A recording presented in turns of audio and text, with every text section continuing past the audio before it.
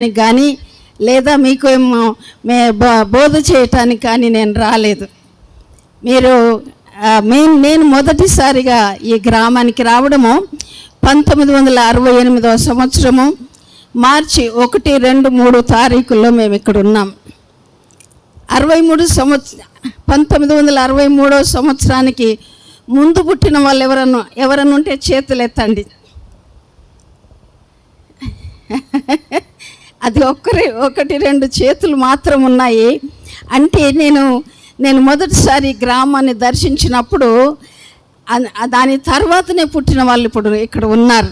ఎందుకు వచ్చానంటే నేను ఇక్కడికి ప్రెసిడెంట్ ఇన్స్టిట్యూట్లో 11వ తరగతి మేము చదువుతున్నాము. ఆ సమయంలో మమ్మల్ని 11వ తరగతిలో ఉన్న వాళ్ళని తరుగపుల గ్రామానికి మమ్మల్ని టూర్కు తీసుకొని వచ్చారు. అప్పుడు మా class teacher K M John sir మేము అంటే బాయ్స్ 3 ఆడపిల్లలము, కేపీ జెరోమ్ పాస్టర్ గారు, మేమంతా వచ్చి ఇక్కడ 3 రోజులు ఉన్నాం. ఆ చింత చెట్టు కింద మాకు కూర్చోబెట్టి దేవుని వాక్యం నేర్పించారు. ఈ గ్రామం అనేది ఆ రోజు నుండి నాకు నా హృదయంలో ఉన్న ఒక మంచి జ్ఞాపకం. మరి ఎందువల్ల 1968 సంవత్సరం నేను వచ్చిన తర్వాత మరి నాకు పెళ్ళి చేసుకొని 1979 సంవత్సరం పెళ్ళయింది చిరంజీవి గారితో. డిసెంబర్ 7వ తారీఖున మరి 12వ తారీఖు మేము ఇక్కడికి వచ్చాము ఇద్దరము. నిజం చెప్పాలంటే క్రొత్తగా పెళ్ళైన పెళ్లి కూతురు పెళ్లి కొడుకులాగా మేము తరుగపుల గ్రామానికి వచ్చాము. నేను ఇక్కడికి వచ్చిన తర్వాత అంటే మేము ఆ స్లేటరమ్మ గారి ఇంట్లో మేము ఉండేవాళ్ళము. దేవదాస్ సారు, మాధురి మేడం వాళ్ళిద్దరూ మేమిద్దరము కలిసి ఆ ఇంట్లో ఉండేవాళ్ళం. ఈ గ్రామంలో నేను వరల్డ్ విజన్ ఏరియా డెవలప్మెంట్ ప్రోగ్రామ్కు ఒక సోషల్ వర్కర్గా నేను పనిచేయడం మొదలుపెట్టాను. మరి దానికి నాయకులు తరుగపుల వెల్ఫేర్ సొసైటీకి ప్రెసిడెంట్గా ఉన్న కేఎం జాన్ గారు మమ్మల్ని ఇక్కడ ఆ తరుగపుల వెల్ఫేర్ సొసైటీలో వరల్డ్ విజన్ ప్రాజెక్ట్లో మమ్మల్ని వాడుకోవడానికి ఇక్కడికి తీసుకొని వచ్చారు. మరి అప్పుడు ఆ రోజుల్లో 300 మంది వరల్డ్ విజన్లో స్పాన్సర్ చిల్డ్రన్ ఉండేవారు. ఆ రోజుల్లో అంటే 1979 నుండి 83 డిసెంబర్ వరకు మేము ఇక్కడ ఉన్నాము. ఆ సమయంలో నేను నా పనంతా 300 మంది స్పాన్సర్ చిల్డ్రన్ చూసుకోవటం, అది నా పని. ఏం చూసుకున్నాను అని అంటే పిల్లలు 8:30కు స్కూల్కి వెళ్ళిపోవాలి, ఎవరు ఇళ్ళలో ఉండకూడదు. నేను ఇళ్ళలో తిరిగి నేను ఒకరొక్కరిని వాళ్ళని ఇండ్లు దర్శించి వాళ్ళు స్కూల్కు వెళ్ళేదాకా నేను చూసేదాన్ని. వాళ్ళు పరీక్షలు రాసిన తర్వాత వాళ్ళ ప్రోగ్రెస్ రిపోర్ట్స్ నేను చూశాను. వారి యొక్క ప్రోగ్రెస్ రిపోర్ట్స్ అన్నీ కూడా నేను రాసి ఆ ఫైల్లో పెట్టి ఎవరెవరు ఏ రీతిగా ఎదుగుతున్నారు, ఏ రీతిగా నేర్చుకుంటున్నారు, ఏ రీతిగా వారి జీవితాలు ఎదుగుతున్నాయని వారిని ఎవరైతే స్పాన్సర్ చేశారో వాళ్ళకు రాయడం జరిగింది. కొంతమంది పిల్లలకు ఆ స్పాన్సర్స్ చిన్న చిన్న బహుమానాలు పంపేవాళ్ళు.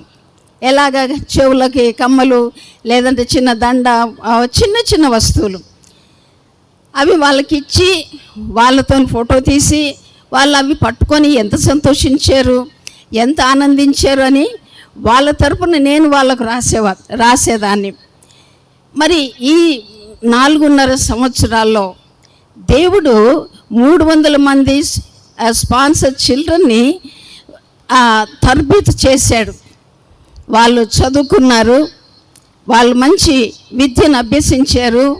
ప్రతిరోజు సాయంత్రం నేను అనుకుంటున్నాను ఇదే ఈ యొక్క గ్రౌండ్లో 300 మంది పిల్లలు వరుసగా కూర్చొని దేవుని పాటలు వాళ్ళకి ఇష్టం వచ్చినంతసేపు పాడేవాళ్ళు.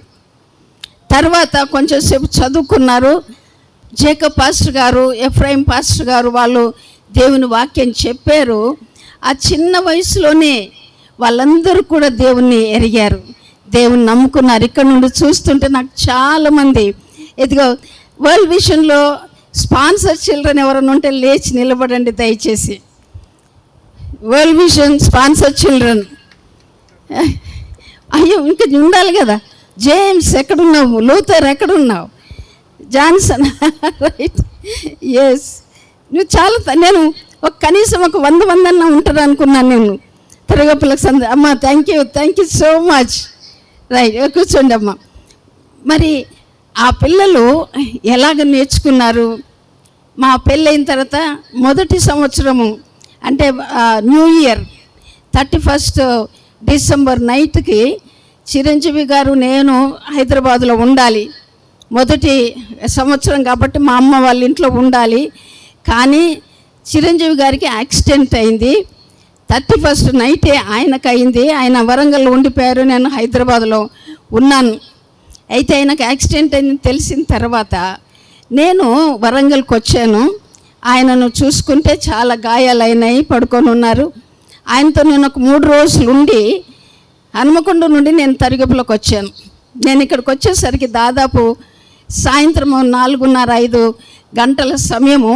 అప్పటికి చల్లబడింది.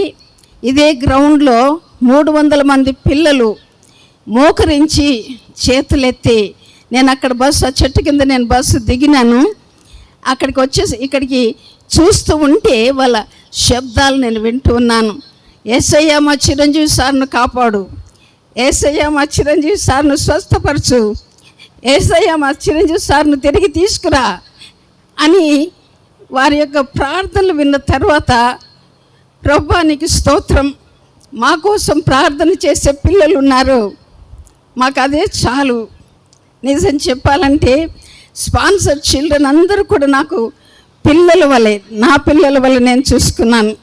కేవలం వాళ్ళకి చదువు మాత్రమే కాదు, వాళ్ళకు డ్రెస్సులు కుట్టించటము, వారికి ఇంకా మంచి కార్యక్రమాలు చేయించటము, ప్రత్యేకంగా ఉన్న బిడ్డలకు చదువు ఎక్కువగా చెప్పించి పైకి నడిపించటం అనేది ఏదొక ఈ చర్చి మధ్యలో వచ్చింది. దానికి అవతల డాక్టర్స్ క్వార్టర్ అని ఉంది, అందులో మేము ఉండేవాళ్ళము. నేను ప్రొద్దున 8:30కు నేను నా పరీక్ష అట్ట, నోట్బుక్, పెన్ను పట్టుకొని నేను మెట్లు దిగేదాన్ని.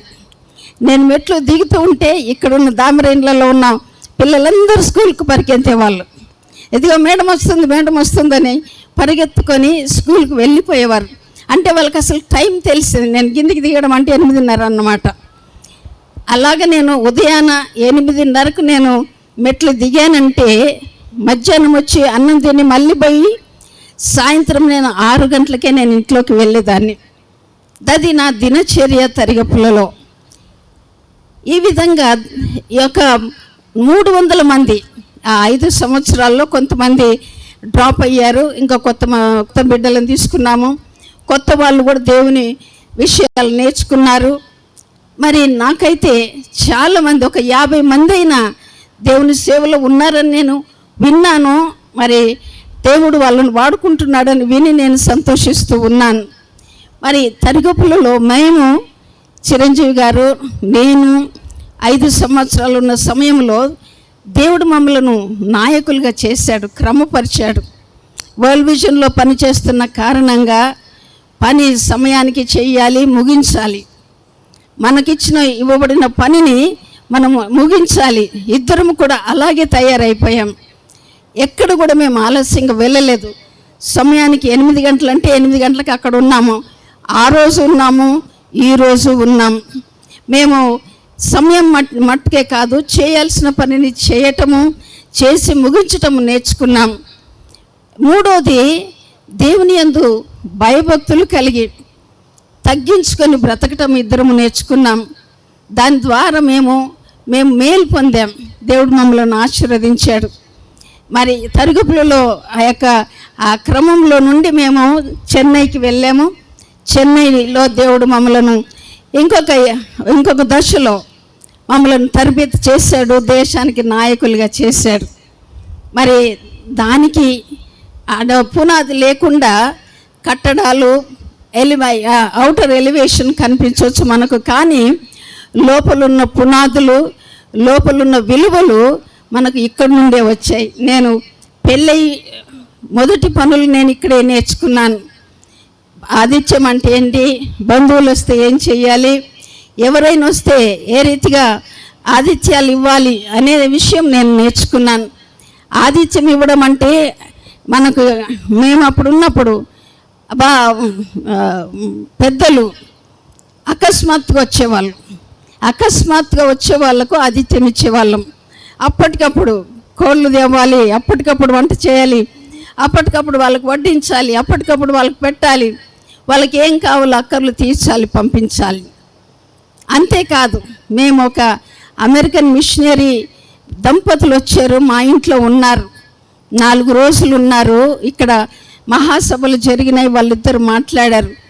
ఆయన పేరేమో విలియం స్కాట్ గారు, స్కాట్ అమ్మ గారని. వారు మమ్మల్ని ఇక్కడ చూసి మద్రాసుకు వాళ్ళు మమ్మల్ని పిలిచారు. అంటే మేము ఇక్కడ ఉన్నప్పుడే దేవుడు మమ్మల్ని చెన్నైలో పనిచేయటానికి ఏర్పాటు చేసుకున్నాడు. నేను ఈ విషయాలను నేను ఎందుకు మీకు మీ ముందర నేను పంచుకోవడం జరుగుతుందనంటే, దేవుడు మనందరినీ ఏర్పాటు చేసుకోవటానికి ఒక కారణం ఉంటుంది.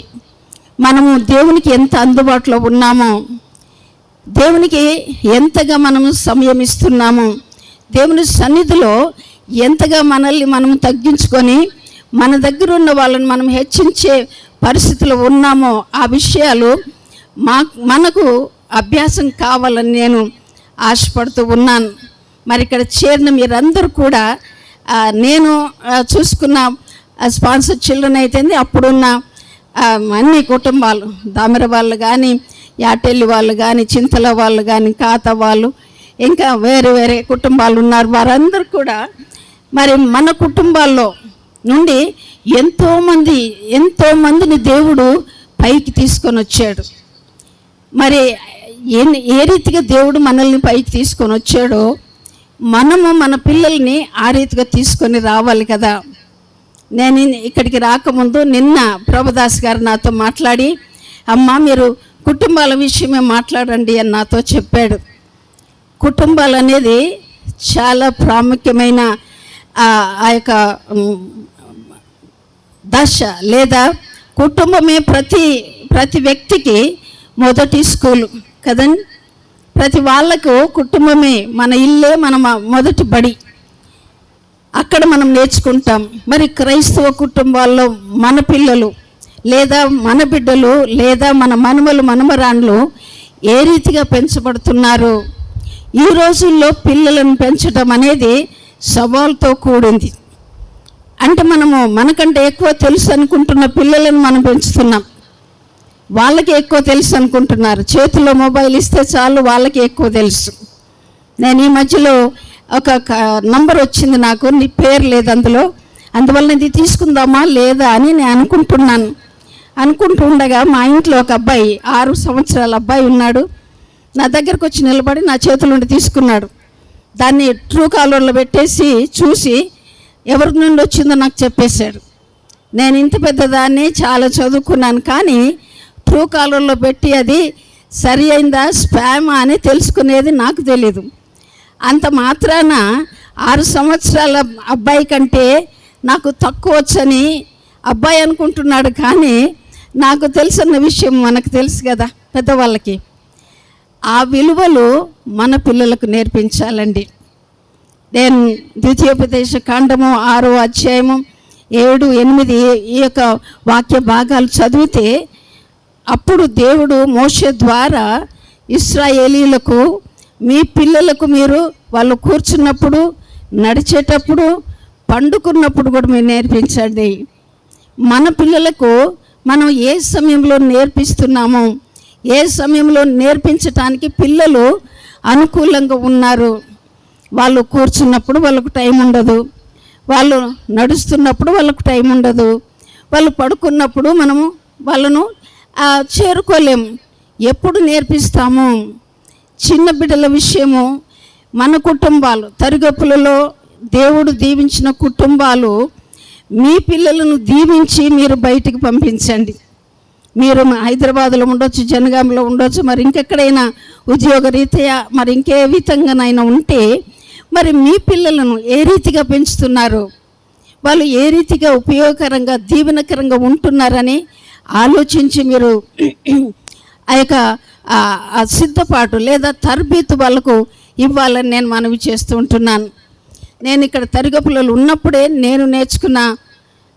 నేను స్కూల్లో ఉన్నప్పుడు నేర్చుకున్న వాక్య భాగం 1 పేతురు 5వ అధ్యాయము 6వ వచనం. ఒక వచనం నేను మీకు చదివి నేను ముగిస్తాను. నాకు దేవుడు నేర్పించిన వాక్యము నేను తరిగపులలో ఉన్న స్పాన్సర్ చిల్డ్రన్కి ఎన్నోసార్లు నేర్పించాను, తర్వాత ఎంతోమందికి నేర్పించాను, ఇప్పుడు కూడా నేర్చుకుంటూ ఉన్నాను. అది అందరికీ పనికొస్తుందని నేను తలుస్తూ ఉన్నాను. 1 పేతురు 5వ అధ్యాయము 6వ వచనం. దేవుడు తగిన సమయమందు మిమ్మల్ని హెచ్చించున్నట్లు ఆయన బలిష్టమైన చేతి క్రింద దీన మనస్కులయ్యుండు. ఇది దేవుని మాట. దేవుడు మనల్ని హెచ్చిస్తాడు. ఆయన తప్పకుండా ఆయన హెచ్చించాలనే ఇష్టపడుతున్నాడు. అయితే వన్ కండిషన్, ఆయన చేతి క్రింద మనము దీన మనస్కులుగా ఉండాలి. ఆయన గర్విష్ఠులను ఆయన త్రోసివేసి దీనులను ఆయన పైకెత్తుతాడని దేవుని వాక్యం ఉంది. మరి మన కుటుంబాల్లో మన పిల్లలకు మనం నేర్పించేటప్పుడు మనలో కనిపించేదైనా మనం నేర్పించేదైనా దేవుని చేతి క్రింద మనం దీన మనస్కులుగా ఉన్నప్పుడు దేవుడు తప్పకుండా దీవిస్తాడని నేను కోరుకుంటూ ఉన్నాను. మరి ఈ సమయంలో ఇంకా మాట్లాడవలసిన వాళ్ళు ఉన్నారు కాబట్టి తరగపుల్లో దేవుడు మమ్మలను వాడుకుంటున్న విధానాన్ని బట్టి నేను ఎంతగానో దేవుడికి నేను వందనాలు చెల్లిస్తుంటున్నాను. నాకు తెలిసిన వాళ్ళు, నాతో కలిసి ఉన్న బిడ్డలు, బంధువులు, ఇక్కడికి వచ్చిన తర్వాత బంధుత్వాలు అన్నీ నాకు అర్థమైనాయి. చాలామంది కుటుంబాలకు నేను దర్శించేదాన్ని. వాళ్ళందరూ ఇప్పుడు పెద్దవాళ్ళు నాకు కనిపించడం లేదు, అంత చిన్న వాళ్ళు అయిపోయారు. మరి మీ అందరికీ ప్రభు నామన నేను వందనాలు చెల్లిస్తున్నాను. దేవుడు మిమ్మల్ని అందరినీ దీవించును గాక. మీ ద్వారా మీరు పనిచేస్తున్న పని స్థలాల్లో లేదా మీరు ఉంటున్న మీ యొక్క ఇరుగు పొరుగు వారిని దేవుడు గొప్పగా దీవించును గాక. దేవుడు మనందరికీ తోడుగా ఉండును గాక. వందనాలండి.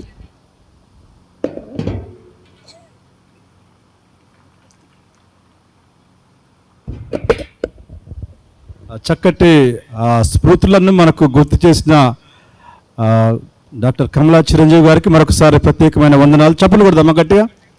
ఈ సమయం మందు దయచేసి ఓల్డ్ విజన్లో ఉన్న ప్రతి చైల్డ్ పైకి రావాల్సిందిగా మనం చేస్తూ ఉంటున్నాం. నేను ఓల్డ్ విజన్లో ఉన్నాను. ఆల్ స్పాన్సర్ చిల్డ్రన్, ఓల్డ్ విజన్లో స్పాన్సర్ చిల్డ్రన్గా ఉన్న అందరూ పైకి రావాల్సిందిగా మనం చేస్తూ ఉంటున్నాం. మన మధ్యలో ఉన్న జామ్ సార్ గారు మరొకసారి మాట్లాడవలసిందిగా మాట్లాడుతారు.